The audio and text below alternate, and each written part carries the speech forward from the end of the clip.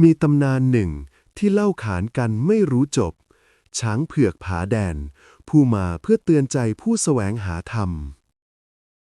หลวงปู่ชอบฐานะสโมได้พบเหตุการณ์นี้กลางป่าลึกไม่ใช่เพียงปรากฏการณ์เหนือธรรมชาติแต่คือสัญญาณแห่งเส้นทางผู้แสวงหาผู้ไม่ย่อท้อต่อความจริงศรัทธาความเพียรและความกล้าเผชิญใจตนนี่คือกุญแจของผู้เดินทางสายธรรมช้างเผือกเป็นเพียงสัญลักษณ์แต่ใจผู้แสวงหาตั้งหากที่ยิ่งใหญ่กว่าเรื่องราวนี้จะเปลี่ยนมุมมองของคุณต่อคำว่าบุญยฤทธิ์ฟังฉบับเต็มได้ในคลิปหลัก